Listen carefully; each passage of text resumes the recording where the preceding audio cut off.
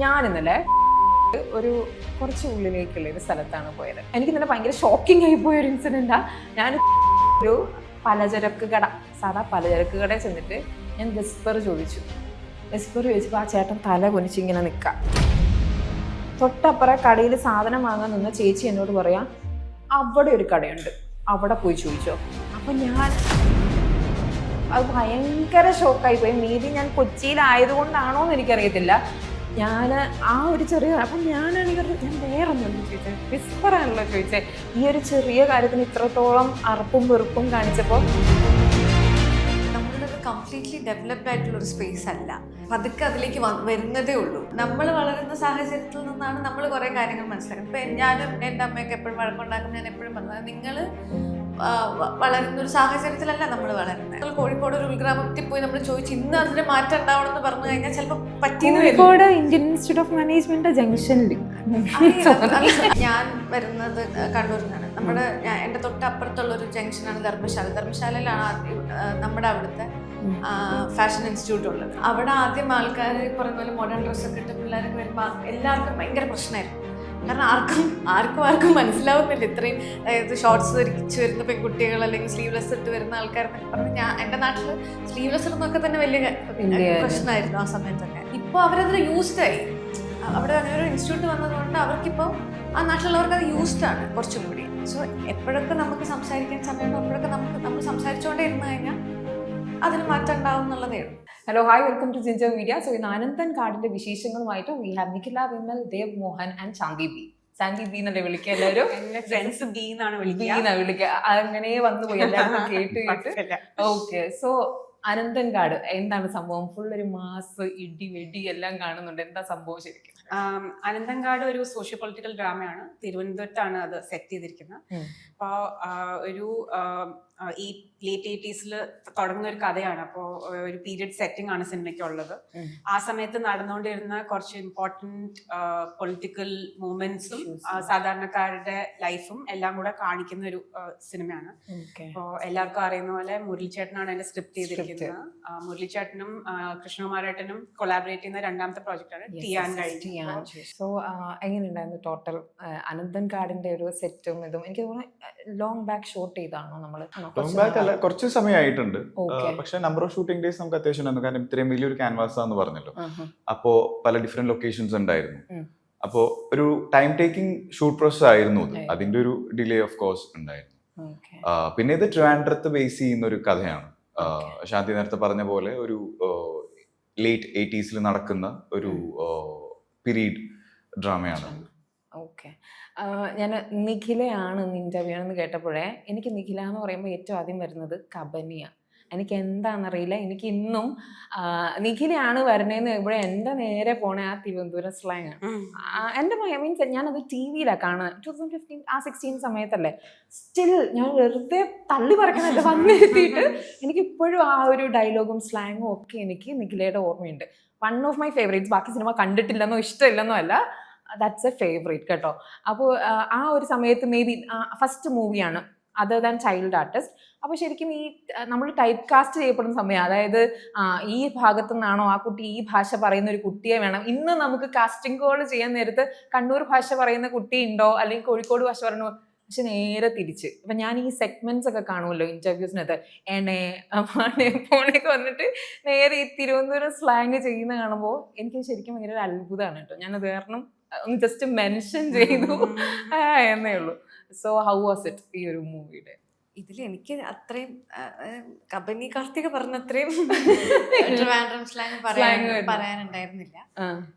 പിന്നെ ഞാൻ ഇതിലും നമ്മൾ പല സ്ഥലത്തുനിന്ന് ട്രിവാൻഡ്രത്ത് എത്തിപ്പെടുന്ന ആൾക്കാരെന്നൊക്കെ ഉള്ളത് പോലത്തെ ഒരു ഇതിലൊക്കെയാണ് എൻ്റെ ഒരു ക്യാരക്ടർ വരുന്നത്. അപ്പം എനിക്കങ്ങനെ ഭയങ്കര പ്രോപ്പർ ഡയലക്റ്റ് ഒന്നും ആവശ്യം ഉണ്ടായിരുന്നില്ല. പക്ഷെ മറ്റേ സിനിമയ്ക്ക് അത് പ്രോപ്പർ വേണമായിരുന്നു. അവർ അവിടെ ബോണക്കാട് പോലൊരു സ്ഥലത്ത് ജനിച്ചു വളർന്ന ഒരാൾ എന്നുള്ളൊരു അതുണ്ടായിരുന്നു. അത് ഞാൻ ഭയങ്കര ഡിഫിക്കൽട്ടായിരുന്നു. കാരണം ഞാൻ കണ്ണൂരിൽ നിന്നാണല്ലോ. എനിക്കൊരു പരിധി വരെ തൃശ്ശൂർ വരെയൊക്കെ ഉള്ളതൊക്കെ അഡ്ജസ്റ്റ് ചെയ്യും. കോട്ടയം വരെ ഞാൻ പഠിച്ചത് കോട്ടയം. അപ്പം എൻ്റെ അമ്മ കോട്ടയംകാരിയാണ്. അപ്പം എനിക്ക് അതൊക്കെ കുറച്ച് പറയായിരുന്നു. ട്രിവാൻഡ്രം എനിക്ക് ഒരു ബന്ധം ഉണ്ടായിരുന്നില്ല. അപ്പം അന്ന് എനിക്ക് ഒരു 10 ദിവസമൊക്കെ എടുത്ത് ഡബ് ചെയ്ത് നമ്മളൊരു നമ്മളൊരു ഒരു തിരുവനന്തപുരത്തുള്ള ഒരാളെ വെച്ച് നമ്മളങ്ങനെ ട്രെയിൻ ചെയ്തിട്ടാണ് ചെയ്തത്. അപ്പൊ ഞാൻ അതിന്റെ താഴെ ഇപ്പൊ ഞാൻ നിഖിലയാന്ന് അറിഞ്ഞുകൊണ്ട് തന്നെ ഇത് നോക്കിക്കഴിഞ്ഞപ്പോ ഇതിന്റെ താഴെ കമന്റ്സ് വരുന്ന ആൾക്കാര് ഇത് പണ്ട് അപ്പാപ്പന്മാരും അമ്മമ്മമാരും തിരുവനന്തപുരത്ത് പറഞ്ഞുകൊണ്ടിരുന്ന ആ സെയിം സ്ലാങ് ആണ്, ഈണാണ് എന്ന് പറയും. ഇല്ല അങ്ങനെ ഇല്ല കേട്ടോ. ഇല്ല എന്റെ അസിസ്റ്റന്റ് ഒക്കെ അങ്ങനെ ആണ്. അവനൊക്കെ ഇപ്പോഴും വന്നിട്ട് എന്ത് ചേച്ചി അങ്ങനെയാണ് പറയാ. അവരുടെ ഒരു അതായത് പ്രോപ്പർ ഭയങ്കര ഓവറായിട്ടില്ല എന്നുള്ളതേ ഉള്ളൂ. പക്ഷെ ചില ഏരിയകളിൽ അതുണ്ട്. ട്രിവാൻഡ്രം ടൗണിൽ ഉണ്ടാവില്ല എന്നേ ഉള്ളൂ. ഈ പറഞ്ഞ പോലെ പോയി കഴിഞ്ഞു കഴിഞ്ഞാൽ അവർക്കൊരു പ്രോപ്പർ ടോണും ഒക്കെ ഉണ്ട്. അങ്ങനെ നമുക്ക് തിരുവനന്തപുരം ഇപ്പൊ പറയുകയാണെങ്കിൽ അങ്ങനെ തിരുവനന്തപുരംകാരെക്കാട്ടിലും കൂടുതൽ പുറത്തുനിന്നൊക്കെ വരുന്ന ഗവൺമെന്റ് സർവീസിലൊക്കെ വർക്ക് ചെയ്യുന്ന ഒരുപാട് ആൾക്കാരുണ്ട്. അപ്പം അവർക്കെല്ലാം കൂടി മിക്സ് ആയിട്ട് കുറച്ച് കുറഞ്ഞുണ്ടാവും. പക്ഷെ മറ്റ് ആ ഏരിയയിലൊക്കെ പോയി കഴിഞ്ഞാൽ ഇപ്പോഴും ഉണ്ട് ഇങ്ങനെ തന്നെ. അത് എനിക്കൊന്നും ആര്യ സാറിന്റെ കൂടെ same you are doing A Tamil film അല്ലേ ഇപ്പം മീൻസ് ഇതിന്റെ ഷൂട്ടൊക്കെ കഴിഞ്ഞ് പിന്നെ ആയിരിക്കും പിന്നെ കണ്ടതല്ലേ. അപ്പൊ ഞാൻ നിഖില അതിന് മുന്നേ പറഞ്ഞ ഒന്ന് ഞാൻ ഓർക്കണു. തമിഴിലെ ആക്ട്രസസിന് BCA കാറ്റഗറി ഉണ്ട്. ഇപ്പൊ ഏത് കാറ്റഗറിയാ ഈ സിനിമ വരുമ്പോ? പുതിയ വരുന്ന സിനിമ അതെനിക്ക് തോന്നുന്നത് അതൊരു A centre cinema. A centre തന്നെ എല്ലാം പറ്റും. പക്ഷെ കുറച്ചുകൂടെ അതൊരു A സെന്റർ സിനിമയാണ്. ബിയാൻസി എന്ന് പറയുന്നത് കുറച്ചുകൂടെ റൂറൽ അങ്ങനെയുള്ള സിനിമ, ഭയങ്കര ലൈഫ് ഉള്ള മൂവീസ് കൊമേഴ്ഷ്യൽ സൈഡ്. ഞാൻ കൂടുതൽ ചെയ്തിരിക്കുന്നത് ബിയാൻസി സിനിമകളാണ് അവിടെ. അങ്ങനത്തെ ഇപ്പൊ കിടാരി, വെട്രിവേൽ അങ്ങനത്തെ സിനിമകളൊക്കെ ബിയാൻസി ആണ്. ഞാൻ അത് മുന്നേ മെൻഷൻ ചെയ്തുകൊണ്ട് ചോദിച്ചതാ. ട്രാൻസ്ഫോർമേഷൻ ആയല്ലോ ഇപ്പൊ. സെന്ററിലേക്ക് വന്നു. ഓക്കെ. ആൻഡ് മീൻസ് നിങ്ങൾ ഇരിക്കുമ്പോഴല്ലേ എനിക്ക് പറയാൻ ചാൻസ് കിട്ടും. അതുകൊണ്ട് ഞാൻ പറയാം very proud of you seeing you. I mean ഈ ഹോളിവുഡ് റിപ്പോർട്ടറിന്റെ ആ ഇന്റർവ്യൂ കിടന്ന് കറങ്ങിക്കൊണ്ടിരിക്കുന്നുണ്ട് ഇൻസ്റ്റാഗ്രാമില്. That was so nice. So this is Shanthi mean this wonderland എന്ന് പറയുമ്പോൾ നമുക്ക് ശരിക്കും അത് ഫീൽ ചെയ്യുന്നുണ്ട്. ഇവിടുന്ന് ഡ്രീം ചെയ്ത് ഇന്ത്യ മൊത്തമുള്ള ആൾക്കാർ ഇരുന്ന് നമ്മളെ അപ്രിഷിയേറ്റ് ചെയ്യുമ്പോൾ നമ്മുടെ വർക്ക് അല്ലേ. സോ ഒരു സമയത്ത് ശാന്തിയുടെ ഒരു പോസ്റ്റ് കിടപ്പുണ്ട്, ഡിയർ കാസ്റ്റ്. ഞാൻ അതും ഓർമ്മയുണ്ടോ? Back in 2025 dear casting directors, ഞാൻ അഭിനയിക്കും, ഞാൻ and so call me for work എന്നുള്ള രീതിയിൽ ശാന്തിയുടെ ഒരു പോസ്റ്റ് കണ്ടു. നൗ ഈ ഒരു സ്റ്റേജിലും എന്താ പറയാ, നൗ യു ആർ കത്തി നിൽക്കുന്ന സ്റ്റേജിൽ. അങ്ങനെയൊന്നുമല്ല, അതൊരു മിസ്കൺസെപ്ഷൻ ആണ്. അതൊരു I think see, I'm very grateful that Luka happened because of the team that I got to work with. അത്രയും ഡെഡിക്കേറ്റഡ് ആയിട്ടുള്ള കുറെ പ്രൊഫഷണൽസിന്റെ കൂടെയാണ് കാസ്റ്റും ക്രൂവിലും വർക്ക് ചെയ്യാൻ പറ്റുക. അത് എല്ലാരും ഇട്ട എഫേർട്ട് കാരണമാണ് എനിക്ക് ഹോളിവുഡ് റിപ്പോർട്ടറിന്റെ ആ സ്റ്റേജിൽ എത്താൻ പറ്റിയത്. So that is why I highlighted the collaborative aspect of film അതിൽ. അപ്പൊ അത് എസ്പെഷ്യലി നമ്മൾ ബിഹൈൻഡ് ദ സീൻസ് വർക്ക് ചെയ്യുമ്പോൾ especially you get to see how much each department contributes to the final product. അപ്പൊ ലോക ആണ് ഞാൻ വർക്ക് ചെയ്തതിൽ ഏറ്റവും പോപ്പുലർ ആയിട്ടുള്ള സിനിമ. അപ്പൊ maybe more people came to know about me in that context, not as an actor maybe. കാരണം ഞാൻ ചെയ്തിരിക്കുന്ന മിക്ക പടങ്ങളും ഇച്ചിരി എക്സ്പെരിമെന്റൽ ഓഫ് ബീറ്റ് സ്പേസിലുള്ളത് കാരണം. So I was like, okay, ഇപ്പോ സോഷ്യൽ മീഡിയ ട്രാക്ഷൻ എങ്ങനെയോ വന്നിട്ടുണ്ട്. So let me remind people that I'm looking for work. ഞാൻ അതാ ചോദിക്കുന്നത്, ഞാൻ ഇനി റൈറ്റിംഗിലേക്ക് പോവാണ്. ഞാൻ because honestly writing for me personally is much harder than being an actor. Writing is a source. അതിന്നാണല്ലോ ബാക്കിയെല്ലാം വരുന്നത്. ആ കൊളാബറേറ്റ് ചെയ്യാൻ ആൾക്കാര് എക്സൈറ്റ് ചെയ്യിക്കണമെങ്കിൽ നമ്മള് സ്ക്രിപ്റ്റ് വർക്ക് ചെയ്താലല്ലേ ബാക്കി എല്ലാ ഡിപ്പാർട്ട്മെന്റ്സും വരുള്ളൂ. പക്ഷെ ആസ് എൻ ആക്ടർ നമ്മൾ ലേറ്റർ ഒരു സ്റ്റേജിലാണ് സിനിമയുടെ ഭാഗമാവുന്നത്, when most things are already set. അപ്പൊ അതിന്റെ ഒരു പ്രോസസ്സും ഇൻവോൾവ്മെന്റും വേറൊരു രീതിയിലാണ്. എനിക്ക് എന്ന് പറഞ്ഞാൽ emotional and creative investment for me when you are A writer is much more because you are part of the process four longer. As an actor, like ഞാൻ എന്റെ കാര്യമാണ് പറയുന്നത്, it's a bit easier because you're being handed something by somebody, and then you have a support system around you to bring that character to life. എനിക്കത് ഭയങ്കര exciting ആയിട്ടുള്ള ഒരു ഫീൽഡാണ് acting. പിന്നെ and I'm looking for opportunities always. അപ്പൊ അനന്തങ്കാട് എന്ന് പറഞ്ഞൊരു cinema എനിക്ക് കിട്ടിയത് എനിക്ക് ഭയങ്കര ഒരു സന്തോഷമായിരുന്നു. കാരണം കുറെ നാളുകൾക്ക് ശേഷമായിരുന്നു എനിക്ക് ഇത്രയും സ്ട്രോങ് ആയിട്ടുള്ള ഒരു ക്യാരക്ടർ കിട്ടുന്നത്. So it was a very fulfilling process for me. Okay, coming back to you Dev, ഞാൻ സൂഫി സുജാതയുടെ സമയത്ത് ഒരു കുറേ നാൾ ഈ മറ്റേ സൂഫി മറ്റേ വേൾഡിൽ ടേൺ എടുക്കാൻ തന്നെ വേണ്ടിയിട്ട് നല്ല പ്രാക്ടീസ് എടുത്തു എന്നൊക്കെ പറഞ്ഞു കേട്ടിട്ടുണ്ട്. ശരിക്കും ഇത് കഴിഞ്ഞിട്ട് അതുമാതിരി ഞാൻ മെനക്കെട്ട് ചെയ്ത ഒരു സിനിമ, അല്ലെങ്കിൽ ഞാൻ അത്രത്തോളം പ്രിപ്പയർ ആയ ഒരു സിനിമ എന്ന് പറയുന്നതായിരിക്കും തെലുഗു ചെയ്തിട്ടുണ്ട്. അതിന് ശേഷം യെസ് അങ്ങനെ പറയുകയാണെങ്കിൽ എന്തായിരിക്കും? അല്ല, ഇതില് എന്നെ എക്സൈറ്റ് ചെയ്യിക്കുന്നത് മുരളിച്ചേട്ടൻ്റെ റൈറ്റിംഗ് ആണ്. അപ്പോൾ ഇവർക്ക് രണ്ടുപേർക്കും കൊടുത്ത പോലെ തന്നെ ഒരു ഇൻഡെപ്ത് ക്യാരക്ടറിനെ പറ്റി ചേട്ടൻ സംസാരിക്കുമായിരുന്നു. ഈ ഞാൻ ചെയ്യുന്ന കഥാപാത്രം എന്താണ്, അയാളുടെ ബാക്ക്ഗ്രൗണ്ട് എവിടെ, മേ ബി ഒരു 5 വയസ്സുള്ള തൊട്ട് ചേട്ടൻ പറഞ്ഞിട്ടുണ്ട് എന്നോട്. അത് ആവശ്യമില്ല സിനിമയിൽ എങ്കിലും ആ ക്യാരക്ടറിന്റെ ഒരു ഗ്രോത്ത് എങ്ങനെയാണ് പോകുന്നത്, ഓരോ സ്റ്റേജിലും എങ്ങനെയാണ്. അപ്പൊ എന്നോട് ചേട്ടൻ പറഞ്ഞൊരു കാര്യമുണ്ട്, ദൈവം നമ്മളെപ്പോഴും എല്ലാം നമുക്ക് നോട്ട് ചെയ്ത് വെക്കാനൊന്നും പറ്റില്ല, പക്ഷെ ഒരു ക്യാരക്ടറിന്റെ ഒരു ആർക്ക് ഉണ്ടല്ലോ, അത് you should have that in your mind. ഏത് പോയിന്റിലാണ് ഇയാളുടെ ഒരു ഷിഫ്റ്റ് വരുന്നത്. സോ നമ്മൾ ഒരിക്കലും ലീനിയർ ആയിട്ടല്ല സിനിമ ഷൂട്ട് ചെയ്യുക, പല ഇതിൽ നിന്നായിരിക്കും. അപ്പോൾ when you have the right points in your mind കുറച്ചും കൂടി ഈസി ആയിട്ട് ചെയ്യാൻ പറ്റും. അതൊരു റൈറ്റേഴ്സ് അങ്ങനെയായിരിക്കും ഫോളോ ചെയ്യുന്നുള്ള ഒരു ഇതാണ്. ഓരോ ക്യാരക്ടേഴ്സിന് എങ്ങനെയാണ് അവർ ടേൺ ഷിഫ്റ്റ് കൊടുക്കുന്നതെന്ന്. അപ്പൊ എൻ്റെ അടുത്ത് പറഞ്ഞ ആക്ടേഴ്സിനും അത് ഭയങ്കര യൂസ്ഫുൾ ആയിരിക്കും. അപ്പോൾ ചേട്ടൻ എപ്പോഴും സ്ക്രിപ്റ്റ് നമുക്ക് വായിച്ചു തരിക ചെയ്തിരുന്നത്. From the first scene to till last scene ഞാൻ 2-3 പ്രാവശ്യം കേട്ടിട്ടുണ്ട്. നമുക്ക് എന്തെങ്കിലും കൺഫ്യൂഷൻ ഉണ്ടെങ്കിൽ ചേട്ടൻ അടുത്ത് ചോദിച്ചാൽ ചേട്ടൻ അത് he loves to read the script. ചേട്ടൻ സ്ക്രിപ്റ്റ് വായിക്കുന്നേക്കാൻ ഭയങ്കര രസമാണ്. അപ്പൊ ഇടയ്ക്ക് ഞാൻ പറയും ചേട്ടൻ ഇനി ഞാൻ വായിക്കാം, അല്ലല്ല ഞാൻ തന്നെ വായിക്കാം. അത് ചേട്ടന് ഭയങ്കര സ്പെസിഫിക് ആണ്. അപ്പൊ നമ്മൾ ഇങ്ങനെ ഇരുന്ന് ഒരു സിനിമ കാണുന്ന പോലെ ഇരുന്ന് നമുക്ക് ഇങ്ങനെ അത് വിഷ്വലി കിട്ടും നമുക്കത്. അപ്പൊ ഒരു പ്രിപ്പറേഷൻ എന്ന് പറഞ്ഞാൽ ഞാൻ ഒരു 3 പ്രാവശ്യമെങ്കിലും നറേഷൻ പല സമയത്തായിട്ട് കേട്ടിട്ടുണ്ട്. പിന്നെ ലൊക്കേഷനിൽ എപ്പോഴും ഇരിക്കുമ്പോൾ അടുത്ത് ഞങ്ങൾ ഒരുമിച്ചുണ്ടാവും, സംസാരിക്കാറുണ്ട്. അപ്പോഴാണ് എൻ്റെ അടുത്ത് പറഞ്ഞത് ഈ ക്യാരക്ടർ ഇവിടെ ഇത്രയും ഇത് കൊടുത്തു കഴിഞ്ഞാൽ നമുക്ക് വേറെ പോയിന്റ് വരുന്നുണ്ട്, അപ്പൊ അവിടെ നമ്മൾ അങ്ങനെ ചെയ്യേണ്ടി വരും. സോ അങ്ങനെ ഒരു ഓൺ ഗോയിങ് പ്രോസസ്സിൽ ഇങ്ങനെ കറക്റ്റ് ചെയ്ത് പോയിരുന്നു. പിന്നെ കൃഷ്ണകുമാരനെ സംബന്ധിച്ചിടത്തോളം ഇതിന്റെ ലുക്ക് ആൻഡ് ഫീൽ എങ്ങനെയായിരിക്കണം എന്ന് വളരെ ഒരു ക്ലാരിറ്റി ഉണ്ടായിരുന്നു. അപ്പൊ നമ്മളൊരു ലുക്ക് ടെസ്റ്റ് ഒരു 3-4 ഡേയ്സ് ബിഫോർ ചെയ്തപ്പോൾ തന്നെ എങ്ങനെയായിരിക്കണം ഹെയർ, അതിനൊന്നും ഒരു ക്ലാരിറ്റി ഉണ്ടായിരുന്നില്ല ഇനീഷ്യലി. അപ്പൊ ഇങ്ങനെ ഒരു പാർട്ടീഷൻ ചെയ്ത് ഇങ്ങനെ ആക്കി ആ ഒരു കളർ ടോണും കോസ്റ്റ്യൂമും ഒക്കെ വന്നപ്പോൾ ഇറ്റ് വർക്ക്ഡ് ആക്ച്വലി. അപ്പൊ ഒരു ഓൺ ഗോയിങ്ങിലാണ് അതിന്റെ ഒരു ഇവോൾവ് ചെയ്ത ക്യാരക്ടർ എങ്ങനെയായിരിക്കണോ എന്നുള്ളത്. ഉണ്ട്, ആക്ഷൻ ഉണ്ട്. ആക്ഷൻ ഒരു സിനിമയിലെ ഒരു എലമെന്റ് ആണ്, പക്ഷെ ത്രൂ ഔട്ട് ആക്ഷൻ അല്ല. നേരത്തെ ശാന്തി പറഞ്ഞ ഒരു സോഷ്യോ പൊളിറ്റിക്കൽ ഡ്രാമയാണത്. അതിലൊരു സ്ട്രോങ് എലമെന്റ് ആണ് ആക്ഷൻ, അത്രേ ഉള്ളൂ. അല്ലാതെ ഫ്രം ദ ബിഗിനിങ് ഒരു ആക്ഷൻ സിനിമയായിട്ട് കൺസിഡർ ചെയ്യരുത്. വൺ തിങ് ഞാനിപ്പം നിഖിലെ പറ്റി പറയാൻ വേണ്ടിട്ട് ആഗ്രഹിക്കുന്നത്, റെഡിറ്റിന്റെ അകത്തൊക്കെ വരുന്ന ആർട്ടിക്കിൾസ് കാണാറുണ്ടോ? ബാക്കിയുള്ള ഇൻസ്റ്റാഗ്രാമും ഫേസ്ബുക്കും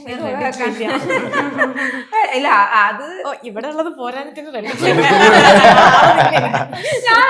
ഞാനാണെങ്കിൽ ഓർക്കും വെറൈറ്റി ആയിട്ട് പിടിക്കണം. എന്തായാലും ഫേസ്ബുക്കിന്റെ ഉള്ളിലും ഇൻസ്റ്റാഗ്രാമിന്റെ ഉള്ളിലും പറയും, അതങ്ങനെ വേറെ കിടക്കുന്നു. റെഡിറ്റിന്റെ ഉള്ളിൽ ഞാൻ കണ്ട അതൊരു പോസിറ്റീവ് ആസ്പെക്റ്റിൽ പറയുന്നതാണ്. നിഖിലയുടെ ഇത്ര നാളത്തെ ഒരു ആക്ടിങ് കരിയറിൽ പീപ്പിൾ സ്റ്റാർട്ടഡ് ജഡ്ജിങ് യു. അത് എപ്പോഴാന്ന് വെച്ച് കഴിഞ്ഞാൽ ഈ ഇന്റർവ്യൂസിന്റെ അകത്ത് നിന്ന് തഗ് പറഞ്ഞു തുടങ്ങിയപ്പോൾ, അതായത് തഗ് പറഞ്ഞു തുടങ്ങി അന്ന് തൊട്ട് ക്രിട്ടിസൈസ് ചെയ്തു തുടങ്ങി. വെളുപ്പോരാ ആ ഒരു മൂഡ് ഇങ്ങനെ തോന്നിയിട്ടുണ്ടോ? ക്രിട്ടിസൈസ് ചെയ്ത് തുടങ്ങിയതിന് ശേഷം, ഐ മീൻ ഈ തഗ്ഗും ഈ നമ്മുടെ ഇന്റർവ്യൂസിന്റെ ഉള്ളിൽ വരുന്ന കുറെ കൗണ്ടറും ഒക്കെ ഉണ്ടല്ലോ അങ്ങോട്ടും ഇങ്ങോട്ടും ഉള്ള, അത് ഈ സോഷ്യൽ മീഡിയ ത്രൂ വന്ന് കഴിഞ്ഞപ്പോഴാണ് ആൾക്കാർ എന്നെ ഭയങ്കരമായിട്ട് ക്രിട്ടിസൈസ് ചെയ്ത് തുടങ്ങിയ എന്ന് തോന്നിയിട്ടുണ്ടോ? ഞാൻ തോന്നിയിട്ടുണ്ട്. കാരണം അതുവരെ മേ ബി ഞാൻ ഫസ്റ്റ് സിനിമ ചെയ്യാൻ തുടങ്ങുന്ന സമയത്ത് എനിക്കും ഇത് പുതിയതാണ്. ഈ പറയുന്ന പോലെ ഇപ്പം ഇന്റർവ്യൂസിൽ വരുന്ന ആൾക്കാരൊക്കെ നമ്മൾ പുതിയതായിട്ട് കാണുന്ന ആൾക്കാരാണ്. പിന്നെ പോകെ എന്ന് പറഞ്ഞാൽ എനിക്ക് എല്ലാവരെയും പരിചയമാവും, നമുക്ക് കുറേ കൂടെ കണ്ട് പരിചയമാവും. എനിക്ക് തോന്നുന്നു എനിക്ക് മിക്കവാറും കഴിഞ്ഞ കുറേ വർഷങ്ങളായിട്ട് ഒരുപാട് റിലീസുകളുള്ള ഒരാളാണ്. ബാക്ക് ടു ബാക്ക് എപ്പോഴും ഞാനൊരു 3 മാസത്തിൽ എപ്പോഴും ഞാൻ ഇന്റർവ്യൂ എടുക്കുന്ന ആൾക്കാരെല്ലാവരെയും കാണും. എനിക്ക് അവരൊക്കെ ആയിട്ടൊരു ക്ലോസ്നെസ് വരുമല്ലോ, സ്വാഭാവികമായിട്ട് നമ്മൾ റിപ്പീറ്റഡ്ലി അവരെ കാണുമ്പോൾ നമുക്ക് പരിചയം വരും. അപ്പം എനിക്ക് ആദ്യം ഉണ്ടാവുന്ന പോലത്തെ ഒരാൾ ആയിരിക്കില്ലല്ലോ. പിന്നെ കുറച്ച് കഴിയുമ്പോൾ എനിക്ക് കുറച്ചുകൂടെ ആൾക്കാരെ യൂസ്ഡ് ആവുമ്പോൾ ഞാൻ ക്യാമറ ഉള്ള കാര്യം പെട്ടെന്ന് ഞാൻ അതെങ്കിലും മറന്നു പോകും. അതാണ് എൻ്റെ ഒരു പ്രശ്നം. എനിക്ക് ഞാൻ ഇവരോട് അല്ലാതെയൊക്കെ വർത്താനം പറയണ പോലെ അങ്ങോട്ട് പറയാൻ തുടങ്ങും. അപ്പൊ അങ്ങനെ പറഞ്ഞ് ആയപ്പോഴാണ് ചിലപ്പോൾ ആൾക്കാരത് മേ ബി പുറത്തുനിന്ന് ഒരാൾക്ക് കാണുമ്പോൾ ഓ എന്താണ് ഇവരൊരു ഇന്റർവ്യൂവിനെ ഇരുത്തി റോസ്റ്റ് ചെയ്യുന്നു തോന്നും. പക്ഷെ ഞാൻ എൻ്റെ എനിക്ക് അറിയാവുന്ന ഒരാളോടാണ് ഞാൻ അങ്ങനെ സംസാരിക്കുന്നതെന്ന് പറയുന്ന ഒരു ഇത് വരും. അപ്പം ആൾക്കാരങ്ങനെ ജഡ്ജ് ചെയ്യുമ്പോൾ നമുക്ക് അയ്യോ അങ്ങനെയല്ല എന്ന് പറയാൻ ഇല്ല. ഞാൻ ഇങ്ങനെയൊക്കെ തന്നെയാണ്. കുറച്ച് കഴിയുമ്പോൾ ചിലപ്പോൾ അതൊരു പോയിന്റ് കഴിയുമ്പോൾ അവരതങ്ങനെ ആക്സെപ്റ്റ് ചെയ്ത് തുടങ്ങുമായിരിക്കും. ഓക്കെ ശരി ഇവരിങ്ങനെയാണ് അങ്ങോട്ട് വിട്ടേക്കാം വിചാരിക്കായിരിക്കും. അതിന് വേണ്ടിയിട്ട് നമുക്ക് കൂടുതൽ എഫേർട്ട് എടുക്കുന്നതോളം ഞാൻ പിന്നെയും ഫേക്ക് ആവേണ്ടി വരും. അപ്പൊ എനിക്ക് അങ്ങനെ ആവാൻ താല്പര്യമില്ല. ഓക്കെ. ഈ മൂവി എന്ന് പറയുന്ന ഒരു ഫീൽഡ് ശരിക്കും പറഞ്ഞാൽ you just asked I am looking for work എന്നുള്ള രീതിക്ക് പറഞ്ഞ മാതിരി മൂവീസ് നമ്മളെപ്പോഴും സ്റ്റെബിലിറ്റി ഉള്ള ഒന്നായിരിക്കില്ല ഉറപ്പായിട്ടും. നിങ്ങൾക്ക് എല്ലാവർക്കും ഒരു പ്ലാൻ ബി എന്തായിരിക്കും അങ്ങനെ നോക്കിക്കഴിഞ്ഞാൽ? Do you have any plan B? അല്ലാതെ പ്ലാൻ ബി ഉണ്ടെങ്കിൽ നമ്മളോട് എക്സിസ്റ്റ് ചെയ്യില്ല എന്ന് എനിക്ക് എക്സിസ്റ്റ് ചെയ്യില്ല. ഐ മീൻ സിനിമ അല്ലാതെ വേറൊരു ജോലിയാണോ ഉദ്ദേശിച്ചത്? എന്തെങ്കിലും ഒരു plan I don't think so. എനിക്ക് അങ്ങനെ ഇല്ല ടു ബി ഓണസ്റ്റ്. എനിക്ക് തോന്നുന്നില്ല. ഇതെല്ലാരും ഇവിടെ ഒരു ജോലി മാത്രമായിട്ടല്ലല്ലോ, അങ്ങനെ ഒരു ആസ്പെക്റ്റിലാണ് ഇതിലേക്ക് വരുന്നത്. സോ ഇത് വർക്കായില്ലെങ്കിൽ ഇത് ചെയ്യാം, അല്ലെങ്കിൽ അത് വർക്കായില്ലെങ്കിൽ അങ്ങനെ പോവാം, അങ്ങനെ ഉണ്ടെന്ന് എനിക്ക് പേഴ്സണലി ഇല്ല. ഐ നോ അബൌട്ട് എന്താണ് പ്ലാൻ ബീസ് എല്ലാം ഈക്വലി അൺസർട്ടൺ. ആൻഡ് എന്റെ ലൈഫ് നോക്കിയാൽ ഓരോ സ്റ്റേജിലും ഞാൻ ഓരോ കാര്യങ്ങളാണ് ചെയ്തിട്ടുള്ളത്. I have shifted spaces consistently actually. So it's been A part of my life. അപ്പോൾ എനിക്ക് ചിലപ്പോൾ തോന്നാറുണ്ട് ഞാൻ ഈ സ്പേസിൽ ചിലപ്പോൾ ഫോർ എവർ ഉണ്ടാവില്ലായിരിക്കും. ചിലപ്പോൾ I might find something else that I'm more excited by at that point in life and switch to that. അങ്ങനത്തെ ഒരു പേഴ്സണാലിറ്റി ഉള്ള ആളായത് കാരണം. പക്ഷെ അറ്റ് ദ സെയിം ടൈം ഇതിൽ കിട്ടുന്ന ഒരു ക്രിയേറ്റീവ് ഫുൾഫിൽമെന്റ് ഉണ്ട് വിച്ച് ഇസ് വെരി എക്സൈറ്റിംഗ്. കാരണം നമ്മൾ ചിലപ്പോൾ ചില ദിവസങ്ങളിൽ ഞാൻ I go through these phase where I'm like it's such a struggle, why am I doing this എന്ന് വിചാരിക്കും. അത് കഴിഞ്ഞിട്ട് നമ്മൾ ഇങ്ങനെ വിചാരിച്ചു വേണ്ട മതി നിർത്താം എന്നൊക്കെ വിചാരിച്ചിരിക്കുമ്പോൾ ചിലപ്പോൾ ഒരു സീനിൽ ഒരു 10 second മൊമെന്റ് കിട്ടും which reminds us, oh, this is why I'm here. അത് എപ്പോഴും കിട്ടണമെന്നില്ല, പക്ഷെ ആ കിട്ടുന്ന moments stay so strong in your mind that it's ശരിക്കും ഞാൻ ഇടയ്ക്ക് പറയും ദിസ് ഇസ് ലൈക്ക് ഗാംബ്ലിംഗ് എന്ന് പറഞ്ഞാൽ നമ്മൾ ഇങ്ങനെ കോയിൻ ഇട്ടോണ്ടിരിക്കും, ഏത് കോയിനിലാണ് ക്ലിക്ക് ആവാന്ന് നമുക്ക് അറിയില്ല. So that is why it's addictive because it's inconsistent. So I think okay. Since നിഖിലേക്ക് എല്ലാത്തിലും ഒരു വോയിസും ഒരു അഭിപ്രായം ഉള്ളതുകൊണ്ട് ഞാൻ വളരെ you guys everyone tell me ഞാൻ എന്താ പറയാൻ പോണെന്ന് കേട്ടോ. സംഭവം എന്താ വെച്ച് കഴിഞ്ഞാൽ ഞാൻ എടുത്തു ചോദിക്കാൻ കാരണം തളിപ്പറമ്പ് ഏരിയ അങ്ങനെയൊക്കെയുള്ള ഒരു സ്ഥലത്താണല്ലോ നിഖില വരുന്നത്. ഞാൻ ഇന്നലെ ഒരു കുറച്ച് ഉള്ളിലേക്കുള്ള ഒരു സ്ഥലത്താണ് പോയത്. Why am asking this because നമ്മൾ ഇന്ന് പറയും സ്ത്രീകള് സിനിമയിൽ കൂടിയാണെങ്കിലും അല്ലാതെ ആണെങ്കിലും കുറേ ഫോർവേഡ് നമ്മൾ മുന്നോട്ട് പോയി. ത്രൂ സിനിമ തന്നെ നമ്മൾ പല രീതിയിൽ സ്ത്രീകളെ പറ്റി മുന്നോട്ട് മാറ്റങ്ങൾ കാണിക്കുന്നുണ്ടെന്ന് പറഞ്ഞു. എനിക്ക് തന്നെ ഭയങ്കര ഷോക്കിംഗ് ആയി പോയ ഒരു ഇൻസിഡന്റാ. ഞാൻ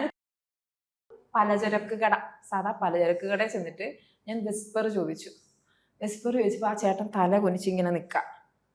അപ്പൊ ഞാൻ ചോദിക്കാൻ കാരണം വെച്ചാൽ യു മൈറ്റ് റിലേറ്റ് തളിപ്പറമ്പ് അല്ലെങ്കിൽ ഉൾപ്രദേശമൊക്കെ ആയതുകൊണ്ട് നിന്ന തൊട്ടപ്പുറം കടയിൽ സാധനം വാങ്ങാൻ നിന്ന ചേച്ചി എന്നോട് പറയാ അവിടെ ഒരു കടയുണ്ട്, അവിടെ പോയി ചോദിച്ചോ. അപ്പൊ എനിക്ക് അത് ഭയങ്കര ഷോക്കായി പോയി. മേ ബി ഞാൻ കൊച്ചിയിലായതുകൊണ്ടാണോ എന്ന് എനിക്കറിയത്തില്ല.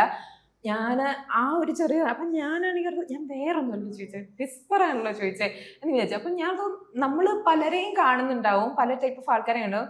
സ്ത്രീകൾക്ക് മുന്നോട്ട് വന്നു അല്ലെങ്കിൽ സ്ത്രീകളുടെ വിഷയങ്ങൾ ഭയങ്കരമായിട്ട് കോമൺ ആയിട്ട് സംസാരിക്കുന്നുണ്ടെന്ന് പറഞ്ഞാലും ഈ ഒരു ചെറിയ കാര്യത്തിന് ഇത്രത്തോളം അറപ്പും വെറുപ്പും കാണിച്ചപ്പോൾ നിങ്ങൾ അങ്ങനത്തെ എന്തെങ്കിലും കണ്ടിട്ടുണ്ടോ? അല്ലെങ്കിൽ ഇപ്പം ഉൾപ്രദേശമൊക്കെ ആയതുകൊണ്ട് ഞാൻ ചോദിക്കാം, നിങ്ങൾക്ക് റിലേറ്റ് ചെയ്യാൻ പറ്റുമോ ഇങ്ങനത്തെ കാര്യങ്ങൾ? എനിക്ക് ഭയങ്കര ഷോക്കായിപ്പോയി, ഞാൻ അതുകൊണ്ട് അങ്ങനെ ചോദിച്ചതാണ്. അല്ല, എനിക്ക് നമ്മളുടേത് കംപ്ലീറ്റ്ലി ഡെവലപ്ഡ് ആയിട്ടുള്ള ഒരു സ്പേസ് അല്ല. നമ്മൾ ഈ പറയുന്ന പോലെ എന്താ പറയാ പതുക്കെ അതിലേക്ക് വരുന്നതേ ഉള്ളൂ. ഇപ്പം നമ്മുടെ വീട്ടിലൊക്കെ നമ്മൾ ഡിസ്കസ് ചെയ്യുകയാണെങ്കിൽ നമ്മുടെ അമ്മയ്ക്ക് ഒബ്വിയസ്ലി ഇതിനെ പറ്റി വേറൊരു അഭിപ്രായമായിരിക്കും, നമുക്ക് വേറൊരു അഭിപ്രായമായിരിക്കും. അപ്പം നമ്മൾ വളരുന്ന സാഹചര്യത്തിൽ നിന്നാണ് നമ്മൾ കുറേ കാര്യങ്ങൾ മനസ്സിലാക്കുന്നത്. ഇപ്പം ഞാനും എൻ്റെ അമ്മയൊക്കെ എപ്പോഴും വഴക്കുണ്ടാക്കുമ്പോൾ ഞാൻ എപ്പോഴും പറഞ്ഞത് നിങ്ങൾ വളരുന്ന ഒരു സാഹചര്യത്തിലല്ല നമ്മൾ വളരുന്നത്. അപ്പം നമുക്ക് നമ്മുടേതായിട്ടുള്ള കുറച്ച് കാര്യങ്ങൾ നമുക്ക് പുതിയതായിട്ട് നമുക്കറിയാം. അപ്പം നമ്മളത് അറിയുന്നത് ചിലപ്പോൾ ചിലപ്പോൾ അവരെ പറഞ്ഞ് മനസ്സിലാക്കിക്കാൻ പറ്റി എന്ന് വരില്ല, പക്ഷെ നമ്മൾ പറയാണ്ടിരിക്കുന്നത് കൊണ്ട് അതിന് കാര്യമില്ല. സോ നമ്മൾ കണ്ടിന്യൂസ്ലി, ഞാൻ എപ്പോഴും പറയുന്നത് നമുക്ക് മുന്നേയും ഒരുപാട് ആൾക്കാർ പറഞ്ഞതുകൊണ്ടാണ് നമ്മൾ ഇപ്പോഴെങ്കിലും ഈ ഒരു സ്പേസിലേക്കെങ്കിലും നമ്മൾ വന്ന് നിൽക്കുന്നത്. നമുക്ക് ഇന്ന് തന്നെ ഈ പറഞ്ഞ പോലെ കോഴിക്കോട് ഒരു ഉൾഗ്രാമത്തിൽ പോയി നമ്മൾ ചോദിച്ചു ഇന്ന് അതിന് മാറ്റം ഉണ്ടാവണം എന്ന് പറഞ്ഞു കഴിഞ്ഞാൽ ചിലപ്പോൾ പറ്റിയെന്ന് വരും. ഇന്ത്യൻ ഇൻസ്റ്റിറ്റ്യൂട്ട് ഓഫ് മാനേജ്മെന്റ് ജംഗ്ഷനിൽ എനിക്കറിയില്ല, അത് ഡിപ്പെൻഡ്സ് ഓൺ പീപ്പിൾ ആണ്. ചില ആൾക്കാർക്ക് അതങ്ങനെയാണ്. ഇപ്പൊ ആ നാട്ടിൽ എല്ലാവരും അങ്ങനെ ആയിരിക്കണം എന്ന് നിർബന്ധമില്ല. ഇപ്പൊ ഞാൻ വരുന്നത് കണ്ണൂരിൽ നിന്നാണ്. എൻ്റെ തൊട്ടപ്പുറത്തുള്ള ഒരു ജംഗ്ഷനാണ് ധർമ്മശാലയിലാണ് നമ്മുടെ അവിടുത്തെ ഫാഷൻ ഇൻസ്റ്റിറ്റ്യൂട്ട് ഉള്ളത്. അപ്പൊ അവിടെ ആദ്യം ആൾക്കാർ പറഞ്ഞ പോലെ മോഡേൺ ഡ്രസ്സൊക്കെ ഇട്ട പിള്ളേരൊക്കെ വരുമ്പോ എല്ലാവർക്കും ഭയങ്കര പ്രശ്നമായിരുന്നു. കാരണം ആർക്കും മനസ്സിലാവുന്നില്ല ഇത്രയും, അതായത് ഷോർട്സ് ധരിച്ചു വരുന്ന പെൺകുട്ടികൾ അല്ലെങ്കിൽ സ്ലീവ്ലെസ് ഇട്ട് വരുന്ന ആൾക്കാരെന്നൊക്കെ പറഞ്ഞ് എൻ്റെ നാട്ടില് സ്ലീവ്ലെസ് ഇടുന്നൊക്കെ തന്നെ വലിയ പ്രശ്നമായിരുന്നു ആ സമയത്തൊക്കെ. ഇപ്പൊ അവരതിൽ യൂസ്ഡ് ആയി. അവിടെ അങ്ങനെ ഒരു ഇൻസ്റ്റിറ്റ്യൂട്ട് വന്നതുകൊണ്ട് അവർക്കിപ്പോൾ ആ നാട്ടിലുള്ളവർക്ക് അത് യൂസ്ഡ് ആണ്. കുറച്ചും കൂടി അവരതിനെ മറ്റൊരു കണ്ണിൽ കൂടെ കാണുന്നത് ഒരു പോയിന്റ് കഴിയുമ്പോൾ നിൽക്കും. അല്ലെങ്കിൽ അവരോട് ആരെങ്കിലും ഒക്കെ പറയും. കോൺസ്റ്റന്റ് ആയിട്ട് നമ്മളത് കണ്ടുകൊണ്ടിരിക്കുമ്പോൾ നമുക്ക് അതിനോടുള്ള പെർസ്പെക്റ്റീവിൽ വ്യത്യാസം ഉണ്ടാവാം. സോ അങ്ങനെ വ്യത്യാസം വന്നുകൊണ്ടേ ഇരിക്കുകയാണെന്ന് പറയുന്ന ഒരു സ്പേസിലാണ് നമ്മളുള്ളത്. അല്ലാണ്ട് നമ്മൾ കംപ്ലീറ്റ്ലി ഡെവലപ്ഡ് ആയിട്ടുള്ള ഒരു സ്പേസിലല്ല, നമ്മൾ കംപ്ലീറ്റ്ലി എല്ലാം എന്താ പറയുക ഫെമിനിസ്റ്റിക് ആയിട്ടുള്ള ഒരു സ്പേസിലൊന്നും അല്ല നമ്മൾ താമസിക്കുന്നത്. അതുകൊണ്ടാണ് നമുക്ക് ഡെയിലി ഇങ്ങനെ ആൾക്കാരോട് ആർഗ്യൂ ചെയ്യേണ്ടി വരും. പക്ഷെ ഇപ്പം ഓക്കെ നമ്മൾ അങ്ങനെ ഒരു സ്പേസിലാണ് നിൽക്കുന്നത്, നമ്മൾ ഇനി അത് ചെയ്യേണ്ടെന്ന് വിചാരിച്ചാൽ നമ്മുടെ ഫ്യൂച്ചറിലുള്ള ജനറേഷന് കുറേയും കൂടി സാധനങ്ങൾ മിസ്സാവും. സോ എപ്പോഴൊക്കെ നമുക്ക് സംസാരിക്കാൻ സമയമുണ്ടോ അപ്പോഴൊക്കെ നമ്മൾ സംസാരിച്ചുകൊണ്ടേ ഇരുന്ന് കഴിഞ്ഞാൽ അതിൽ മാറ്റം ഉണ്ടാവും എന്നുള്ളതേ ഉള്ളൂ. ചെയ്യാനില്ല. ഞാൻ അത് ചോദിക്കാൻ പർട്ടിക്കുലർ ആയിട്ട് കാരണം ഈ തളിപ്പറമ്പ് കണക്ഷൻ ഒന്നുണ്ട്. ഓക്കെ, അങ്ങോട്ടേക്കാണല്ലോ, അതുകൊണ്ട് അങ്ങനെ ചോദിച്ചു പോയതാ. എനിക്കറിയില്ല ഇപ്പറ കോട്ടയം ഭാഗത്തേക്ക് ഇങ്ങനെയൊക്കെയാണോ എന്നുള്ളത്. വേറെ അല്ല, ഇത് എല്ലായിടത്തും ഉണ്ടാവുന്നതാണ്. ഒരു സ്ഥലത്തിന്റെ അല്ല, അത് ആളുകളുടെ മെന്റാലിറ്റി അല്ലേ. അത് എവിടെയുള്ള ആർക്കും ഇതേ ചിന്താഗതി ഉണ്ടെങ്കിൽ അത് തളിപ്പറമ്പാവും, തൃശ്ശൂരാവാം, എറണാകുളത്ത് പറയാൻ പറ്റില്ല. അങ്ങനെ ഒരു സ്ഥലത്തിനെ വെച്ച് നമുക്ക് ആൾക്കാരെ ജഡ്ജ് ചെയ്യാൻ പറ്റില്ല. അവിടുത്തെ ആൾക്കാർ ഇപ്പം ഏറ്റവും കൂടുതൽ ആൾക്കാർ നല്ല ആൾക്കാരാണ് പറയുന്ന ആൾക്കാരാണ് കോഴിക്കോട് വളരെ നല്ല മനസ്സുള്ള ആൾക്കാരാണ്. പക്ഷെ ചില കാര്യങ്ങൾ ചിലതൊക്കെ സ്റ്റിഗ്മയാണ്. അത് ബ്രേക്ക് ചെയ്ത് വരാൻ കുറെ സമയം എടുക്കും. അതിപ്പം അവർക്ക് അതിനോട് എന്തെങ്കിലും ഒരു വിരോധം ഉണ്ടായതുകൊണ്ടോ അതുകൊണ്ടല്ല, ചിലപ്പോൾ അവർക്കത് കമ്മ്യൂണിക്കേറ്റ് ചെയ്യാൻ ബുദ്ധിമുട്ടായതുകൊണ്ടാവാം. ഓക്കെ, നമ്മൾ ആക്ടേഴ്സ് എന്ന പെർസ്പെക്റ്റീവിൽ ഞാനിപ്പം ജസ്റ്റ് ഇങ്ങനെ ചോദിക്കുകയാണ്. ഒരു സിറ്റുവേഷൻ നിങ്ങൾ കിട്ടുന്ന ഭയങ്കരമായിട്ട് ഒബ്സർവ് ചെയ്യുന്ന ആൾക്കാരാണ് ആക്ടേഴ്സ് എന്ന് പറയും. സോ നിങ്ങളിപ്പം ഞാൻ ജസ്റ്റ് പറയാം, ഒരു ടീ ഷോപ്പിൽ പോയി കഴിഞ്ഞ് കഴിഞ്ഞാൽ നിങ്ങളുടെ ഭാഗത്തുനിന്ന് നിങ്ങൾ ശ്രദ്ധിക്കുന്ന കുറച്ച് കാര്യങ്ങളാണ്. ബിക്കോസ് ഒരു ആക്ടറിന് പല പല റോൾസ് ആയിട്ടും അങ്ങനെയൊക്കെ വന്നിരിക്കും. അപ്പൊ നിങ്ങളൊരു ടീ ഷോപ്പിൽ പോവാണ്, ചായ കടയിൽ പോവാണ്, ഞാൻ ആദ്യം ശ്രദ്ധിക്കുക സ്നാക്സ് ആയിരിക്കും. ഓക്കെ, ചായ. വേറെ 3 തിങ്സ് എന്ന് പറഞ്ഞു കഴിഞ്ഞാൽ ഒബ്വിയസ്ലി ചിലർ പറയും അവിടെ ചെന്ന് ആൾക്കാർ പിറുപിറുക്കുന്നുണ്ടോ എന്ന് നോക്കും, ഇല്ല അങ്ങനെയുണ്ടോ ഇങ്ങനെയുണ്ടോ എന്നൊക്കെ നോക്കും. മീൻസ് ഒരു കൈൻഡ് ഓഫ് ആറ്റിറ്റ്യൂഡ്സ് നോക്കൂന്ന് പറയും. അതാ ഞാൻ ചോദിച്ചത്. എനിക്ക് എവിടെയെങ്കിലും ക്യാമറ ഉണ്ടെങ്കിൽ പെട്ടെന്ന് കണ്ടുപിടിക്കാം. ഫോൺ എവിടെന്നെങ്കിലും ആരെങ്കിലും എന്റെ ഫോട്ടോ എടുക്കുന്ന വീഡിയോ, അതിപ്പോ എത്ര ഡിസ്റ്റൻസ് ആണെങ്കിലും ഞാൻ പെട്ടെന്ന് കാണും.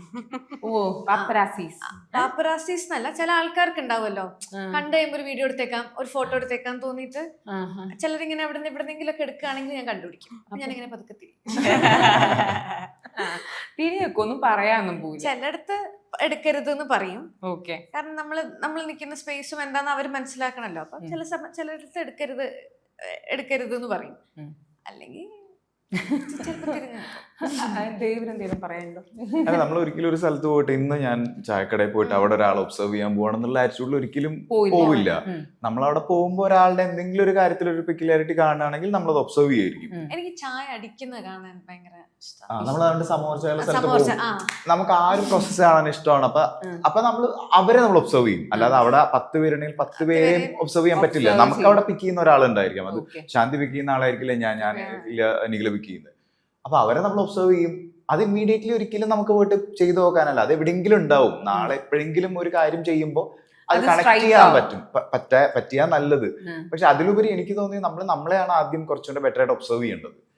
അതായിരിക്കാം ഇനീഷ്യലി ചെയ്യേണ്ടത്. അതിലൊരു ഫുൾഫിൽ ചെയ്ത് കഴിഞ്ഞാൽ പിന്നെ നമുക്ക് എല്ലാത്തിലേക്കും പതുക്കെ കടക്കാൻ തോന്നുന്നു. ഓക്കെ, ഞാൻ മുരളിച്ചേട്ടൻ്റെ സ്ക്രിപ്റ്റ് ആയതുകൊണ്ട് മുരളിച്ചേട്ടൻ്റെ കുറച്ച് മീൻസ് ഭയങ്കര സ്ട്രൈക്കിംഗ് ആയിട്ടുള്ള ഡയലോഗ്സ് എഴുതി വെച്ചിട്ടുണ്ട്. അത് പറയുമ്പോൾ നിങ്ങൾക്ക് മൈൻഡിലേക്ക് വരുന്ന എന്തെങ്കിലും സിറ്റുവേഷൻസോ മെമ്മറിയോ അങ്ങനെ എന്തെങ്കിലും ഉണ്ടെങ്കിൽ അതൊന്ന് പറയാം. മുരളിച്ചേട്ടൻ്റെ കുറച്ച് സ്ട്രൈക്കിംഗ് ആയിട്ടുള്ള ഇതാണ്. ധൈര്യമാകുന്നത് കുറച്ച് ഭയം കൂടി കലരുമ്പോഴാണ്. ടിയാൻ്റെ ഡയലോഗ്. ധൈര്യമാകുന്നത് കുറച്ച് ഭയം കൂടി കലരുമ്പോഴാണ്. അങ്ങനെ എന്തെങ്കിലും ഒരു എന്തെങ്കിലും ജസ്റ്റ് നിങ്ങൾ കേൾക്കുമ്പോൾ എന്താ നിങ്ങൾക്ക് അങ്ങനെ തോന്നുന്നത്? എന്തെങ്കിലും സാധനം ഉണ്ട്? അത് ട്രൂ ആണ്, സത്യമാണല്ലോ. We need to be courageous only when we have to overcome fear. അതാണല്ലോ അതിന്റെ അത് ട്രൂത്ത്. ഓക്കെ, ബാറ്റിൽ തിന്മയ്ക്കും നന്മയും തമ്മിലല്ല, വലിയ തിന്മയും ചെറിയ തിന്മയും തമ്മിലാണ്. ഇങ്ങനെയൊക്കെ പറയുന്ന നേരത്തെ ചിലവേ തോന്നില്ല എന്തെങ്കിലും ഒരു സിറ്റുവേഷൻ അല്ലെങ്കിൽ ഏതൊരു സിനിമ അങ്ങനെ എന്തെങ്കിലും തോന്നുന്നുണ്ടോ? കേൾക്കുമ്പോ ആ സിനിമ കേൾക്കുമ്പോ ആ തന്നെയാണ്. സിനിമയിലേക്കാണ്. Okay, the next thing might be media, democracy's favourite bitch. കറക്റ്റാ, Correct അത്. പറഞ്ഞൊക്കെ കറക്റ്റാ. ഇത് ഇതെല്ലാം വളരെ ശരിയാണ്. പറഞ്ഞതെല്ലാം ശരിയാണെന്ന്. അല്ല, അതിനെപ്പറ്റി നിങ്ങൾക്കൊന്നും പറയാനില്ലെന്നാ ഞാൻ ചോദിക്കുന്നത്. ഇപ്പൊ എനിക്ക് ഇല്ല, എനിക്കെന്താ അത് ഏത് ക്യാരക്ടർ ആയിരുന്നു? ഇന്ദ്രേട്ടന്റെ ക്യാരക്ടർ പറഞ്ഞാണ്. ഗോവർദ്ധൻ. ഗോവർദ്ധൻ തന്നെ ഓർമ്മ വന്നു. Okay, thank you so much. So Ananthan guard successful ആവട്ടെ. നമുക്ക് ആഫ്റ്റർ ദ ഷോ കാണാതായി. Thank you. Thank you. Thank you.